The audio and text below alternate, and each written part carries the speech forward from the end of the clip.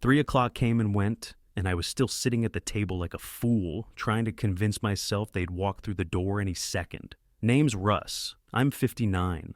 Live just outside Springfield, Missouri. This house, built it up over 30 years, raised my son here, lost my wife here. Tammy left me 3 years ago for some CrossFit trainer who wears tighter jeans than she ever did. Fine, let her go. But Cody, he was supposed to be different. He promised. Said he and Natalie were bringing the kids. Said it was important to keep traditions alive. That was his exact wording. So I spent 2 days cooking. Got up at 5 to brine the turkey, mashed the potatoes the way Natalie likes, even made that weird marshmallow salad the twins go nuts for. Didn't cut corners. Didn't buy frozen.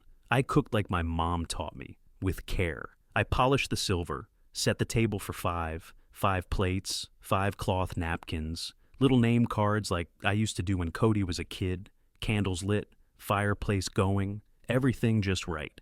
Quick note, before listening, share which city or country you're watching from. The kitchen clock ticked louder with every minute past 3. At 3:20, I poured myself a bourbon, just one. Just enough to keep the edge off while I told myself maybe traffic was bad. Maybe one of the kids puked in the car. Maybe they were still coming. But I knew. At 3:47, my phone lit up.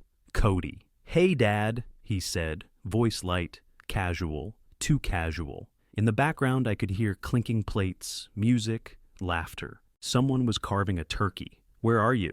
I asked, already knowing. Plans changed," he said. "We're at Natalie's parents' place." It kinda just made more sense. "Let me talk to Natalie." He hesitated, then said, "Okay, hang on." She got on, and the second I heard her voice, I knew she'd been drinking. She laughed. That high fake laugh she does when she's showing off. "Oh, hey, Russ. We're at a real grandpa's house. You know, where it feels like family." Then the line went dead. I stood there staring at the phone. The smell of roasted turkey and cinnamon rolls thick in the air. My hand clenched around the bourbon glass. I walked over to the table, blew out the candles one by one, and pulled the turkey off the warming rack. I dropped the turkey onto the stovetop and just stared at it. Skin crisp, juices perfect. It should have smelled like a holiday. Instead, it made my stomach turn. The candles were still burning on the table, tall and stupid, like stage props in a play nobody showed up for. I walked over and blew out the last one. The smoke curled into the air and just hung there, like the silence had weight to it. No plates had been touched. The rolls were still warm under the napkin. The cranberry sauce was homemade, not canned. I grated orange peel into it. Who the hell was I trying to impress? I stood in the doorway, arms crossed, and looked around at this house I used to be proud of. Everything in it had a story, but now it felt like I was trespassing in someone else's life. Right by the window, the mark Cody made when he was 8, scraped the paint with his handlebars learning to ride. I used to think I'd patch it, never did, just left it there as a memory. Next to the fireplace, the old card table, that's where we used to play Uno and Clue during storms when the power went out. Cody used to fake a cough when he was losing, say he needed to reset his brain. We'd laugh for hours. Now, it just collected dust. I walked into the kitchen and grabbed the gravy spoon to put it away. Caught my reflection in the metal, warped, sagging, tired, like some clown version of myself. This wasn't some mix-up. They were never coming. I picked up my phone and stared at it for a long time. My hand was shaking. Not from rage, not yet. Just from how stupid I felt. I tapped Cody's name again. The phone rang twice before Natalie picked up. "Well, look who's calling again," she said, already laughing. "I want to talk to my son."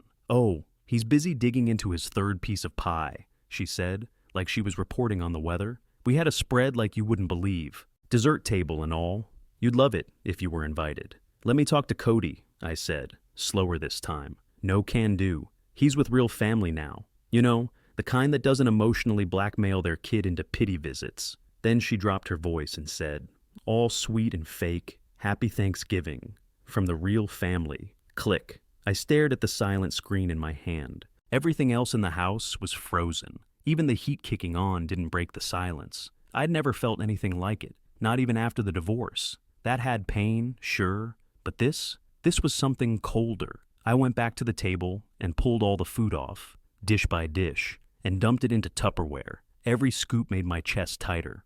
I slid the rolls into a bag, tossed the marshmallow salad, poured the gravy down the drain. The sink hissed as the hot gravy hit the steel, sounded like a scream.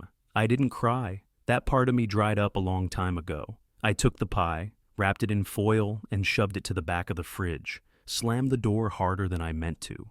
The magnets rattled loose, and a photo of Cody as a kid fluttered to the floor. He had a missing tooth, one arm slung around my neck, other hand holding up a paper turkey he'd made in second grade. I remember him coming home proud as hell with it. I remember hanging it up on the front door. I bent down, picked up the photo, and tucked it into the junk drawer. Didn't feel right throwing it out. Not yet. I grabbed the trash bag full of scraps, walked out to the big bin by the driveway, and slammed the lid shut so hard the damn thing shook. I left the trash bin rattling in the cold and didn't bother going back to the table. Just turned off the lights and went straight to bed. Slept in my jeans, didn't care. Next morning, I woke up hard and clear. No fog, no wondering. Just this cold sense of purpose, like something clicked into place while I slept. The guy who waited around for calls, begged for scraps of family time. He was gone. I walked to the fridge, ignored the leftovers, poured myself a glass of water, and went straight to the hallway cabinet. Pulled out the photo album from last year. There it was, Christmas Eve. Cody in a flannel shirt, Natalie in her tacky gold sweater dress, both grinning like we were still a family. The twins sat on my lap, holding up candy canes. Everyone smiled. Everything looked right, but it was all fake. I saw it now. I carried the photo into the dining room and set it dead center on the same table I'd spent 2 days setting for them. I opened the kitchen drawer and grabbed the red-handled scissors, the ones we used to open Christmas wrap, cut string, fix paper projects for school. I held the blades open and lined them up over Cody's face. Slow, clean, right down the side of his head, through his shoulder. Then Natalie. One long slice through her perfect white teeth and smug eyes. Only the kids remained. I flipped the photo over and grabbed the red Sharpie from the drawer. The ink bled thick and loud across the back. A table set for 5. Only ghosts showed up. This is how you erased yourself from my life. No drama, no begging, just facts. I slid the photo into a plain white envelope, sealed it, and wrote their names on the front with the same red marker. Didn't bother changing clothes. Just grabbed my jacket and keys, walked out the door, and drove to the post office, parked right up front. The lady behind the counter smiled too wide and said, "Hope you had a nice Thanksgiving." I slid the envelope across the counter. Certified mail, signature required. "Absolutely," she said, reaching for the label. "Anything fragile, liquid, perishable, or—" "Nope," I cut in. "Just truth." She gave me that tight smile people use when they're not sure if you're joking. I paid in cash, pocketed the receipt with the tracking number, and walked out. Cold wind hit me straight in the face, but I didn't flinch. Just stood on the sidewalk for a second. Envelope gone, message delivered, and felt something shift in my chest. Not relief, not satisfaction, just quiet. On the drive back, I passed the elementary school, where Cody used to bring me hand turkeys and stick figure drawings with "Bussy One Dad" written in a sloppy crayon. I didn't look away, didn't ache. They picked their side. Now, I'm picking mine. I pulled into the driveway, shut off the engine, and sat for a second, watching the bare tree branches sway in the wind. Nothing to say, nothing left to hope for. I got out, walked up the steps, and left my boots by the door like I always did. Same routine, same house. Only this time, I wasn't waiting for anybody. By noon, I was parked downtown, 10 floors up in a glass box office that smelled like old carpet and printer ink. The attorney's name was Hartley. Sharp suit, not a single hair out of place, probably 10 years younger than me. He shook my hand and said, "Mr. Madsen, what can I help you with?" "I want my will changed," I said. "Today." He raised an eyebrow. "All right, let's walk through it." I handed him the old paperwork. My son Cody was the only heir, house, retirement fund, my old '67 truck, the works. "And what do you want to change?" he asked, flipping through. "All of it. He's out." Hartley blinked. "Out? 0, I said. "Not a dime, not a spoon, not even the garage remote." He nodded slowly. "Understood. Do you want to redirect the assets to someone else?" "My grandkids," I said. "But not a blank check. I want a trust, set up with a rule. They've got to visit me once a year. every year until they turn 21. If they don't, it all goes to a veterans nonprofit. Pick one that actually does the work, not the PR. All right, he said, jotting notes. And the house? It goes to a program for single fathers, one of those housing nonprofits. You find one that works with displaced dads trying to get back on their feet. 4 bedrooms, fenced yard, good school district. Someone should use it. Hartley paused, pen in the air. That's unorthodox. Are you sure? Dead sure, I said. I raised a kid here. Now it'll raise somebody else. He nodded again, scribbling faster. What about your truck, tools, collections? Anything not in the kids' trust goes to charity, I said. Auction it off. I've got vintage fishing gear, coin sets, some signed sports crap from the 80s. Get whatever you can for it, and put the check straight into the program that gets the house. He looked impressed, like I'd just handed him the twist ending to a legal drama. And your son and daughter-in-law? I want them served, I said. Certified mail. Formal notice they've been removed. And don't bury it in legalese. Make it loud and clear. They're out. Do you want to include a personal letter? No, I said. They got their message. He leaned back, tapped the desk once, then said, I'll have a draft by the end of the week. Once you sign, it's final. You sure you want to go this far? I met his eyes. If you knew the whole story, you'd ask why it took me so long. He didn't press. As I waited at the elevator, I saw my reflection in the mirrored doors. Same face, but different posture. Shoulders back, jaw tight. Not waiting anymore. In the parking garage, I sat in the truck for a minute, watching people rush around with holiday shopping bags. They all looked so busy, chasing something. Not me, not anymore. I started the engine, turned off the radio, and drove home in silence. Let it all settle. One thing was for sure. I wasn't dying with my name on something Cody could flip for cash. If he wanted my legacy, he should have shown up when it still meant something. I pulled into the driveway and killed the engine, still thinking about the will, the trust, the certified letter that would hit their mailbox like a steel-toed boot. Felt solid, final. But when I got inside, I made the mistake of opening Instagram. I didn't follow Natalie, but her account was public. Had to be, for branding, and there it was. Bright, overexposed photos, all smiles and styled centerpieces. Her caption, hosting with love this year, using real family heirlooms, tradition matters, Ashka grateful, Jaira generations. I stopped scrolling. She had the dishes, my grandmother's china set, white with blue trim, tiny silver flowers around the edge. Not even worth much, but they were ours. My side, my history. I zoomed in. Right there in the middle of the shot was the gravy boat, my mother's. She used it every year until the day she couldn't hold a spoon anymore. Natalie had it propped on a linen runner like it was a prop in a damn magazine. That boat was supposed to come back to me. But Tammy pulled one of her slick moves during the divorce. Let me keep the lawn tools, but boxed up all the heirlooms and handed them off to Natalie for safekeeping. Yeah, right. I scrolled down to the comments. Your taste is incredible. Love how you honor family tradition. This is what Thanksgiving should look like. I could feel the heat rising up my neck. She was selling my family history for internet points, probably tagging brands for sponsor deals, turning 30 years of my life into curated content. I closed the app.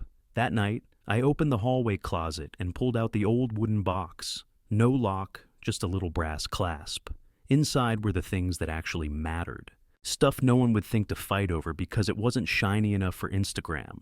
My dad's Navy medals. The watch box he carved by hand when I was a kid. My grandfather's hunting knife, still in its cracked leather sheath. I took them out one by one, laid them on the dining table, didn't cry, didn't smile either. Just sat with it all. These were the pieces that built me. And if Natalie wanted to slap filters on my past and call it hers, fine. But she wasn't getting these. Next morning, I called the Greene County Historical Center, told them what I had, what I wanted to do. The woman on the phone said, "We'd be honored to preserve them, Mr. Madsen. One condition," I said, "there's a plaque with my full name, not my son's, mine." "Of course," she said, "that's how we do it." By noon, I'd packed everything into a padded box and labeled it myself. Drove it down there and handed it over. The receptionist smiled and said, "You're doing something real, sir. This'll outlive all of us." I just nodded. On the way out, I looked back once. just long enough to see her carry the box through the double doors marked Legacy Collection. If they wanted to erase me, fine, but I was making damn sure someone remembers. The next day, I opened the camera roll on my phone and stared at the picture I'd taken that afternoon before everything fell apart. The table was perfect. 5 plates, silverware gleaming, napkins folded just right, candles lit, turkey steaming. I was sitting at the head, arms on the table, looking dead into the camera. No smile, no shame, just truth. I opened Facebook, clicked Create Post, typed, cooked for 5, ate alone, real love doesn't forget. Uploaded the photo, hit post. That was it. No hashtags, no explanations. Let them fill in the blanks. Within 10 minutes, the first comment popped up. Wait, what? Where's Cody? Then another. You made all that and they didn't show? Then it started pouring in. People I hadn't heard from in years. Neighbors, folks from church, old coworkers from the plant. They all saw it, and they had something to say. This man used to shovel half the block just to help the kids get to school. He deserved better. I remember when he coached Little League, even when Cody wasn't playing. You brought cookies to every holiday party, every single one. That one came from Mrs. Foster, Cody's 3rd grade teacher. Someone else added, shame on them, shame on Natalie. She always struck me as entitled. I didn't reply, didn't like a single comment. I just watched it roll. By evening, the photo had been shared 20-something times. People were tagging each other. Is this Natalie's father-in-law? Isn't this the house on Willow Creek? Didn't she just post her table like 5 minutes later? Yes, she did. I checked. Bright lighting, matching outfits, her dumb caption about heirlooms and heart. The contrast was so sharp, it didn't even need words. At the gas station the next morning, a woman I barely recognized leaned out her window and said, "That post broke my heart. You deserved a full table." I just nodded and kept pumping. At church, the pastor paused his Thanksgiving message and said, "Sometimes we need reminding that being present is the real gift." He didn't say names. He didn't have to. At the post office, the same clerk who took my envelope said, "Saw your picture. Just wanted to say, you're not alone." By Friday, I started hearing the quiet fallout. Natalie's PTA role was being reevaluated. A brand she worked with for kitchen gadgets pulled their partnership. Someone leaked screenshots from her comment about the real grandpa. I didn't send them. I didn't need to. People talk. Word was her local sponsors wanted distance. Her Instagram got quieter. No more curated flat lays or grateful heart posts. Just silence. Cody didn't reach out. Not a call, not a text. I figured he was caught in the crosshairs, finally learning what it felt like to be on the outside of a narrative. I kept quiet. Didn't throw fuel on it. Didn't post again. I wasn't out for revenge. I was done being erased. By the end of the week, people had stopped whispering and started choosing sides. And this time, the silence didn't feel so cold. It felt earned. The next year, I didn't bother checking my phone. Didn't make a list. Didn't ask who was coming. I pulled a turkey breast out of the fridge and grilled it how I liked.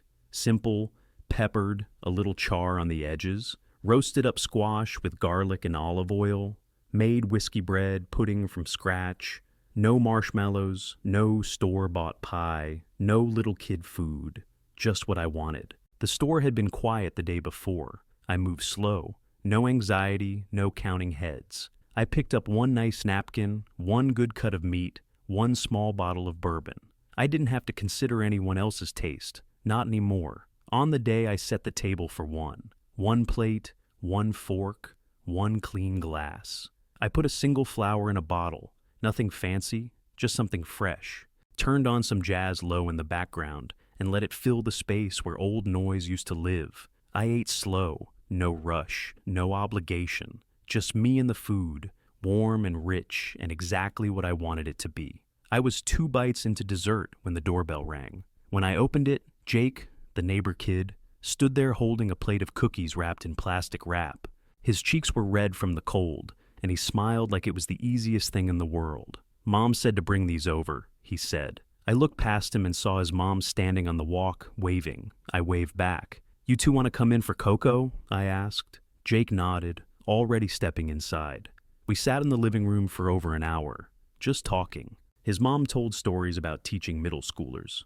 Jake showed me the football card he'd been carrying in his coat pocket. We laughed about nothing. No pressure, no guilt, no pretending. After they left, I rinsed off the mugs and went back to the table. Finished my dessert in silence. The phone buzzed. Cody, can we come by next week? Kids miss you. I stared at the screen for a second, then typed back, they're always welcome. You know the rules. No begging, no second chances, just boundaries. I blew out the candle, washed my one plate, dried it, and put it back in the cabinet. Then I walked to the front window and watched the snow start to fall. Slow and steady. No noise, no weight, just peace.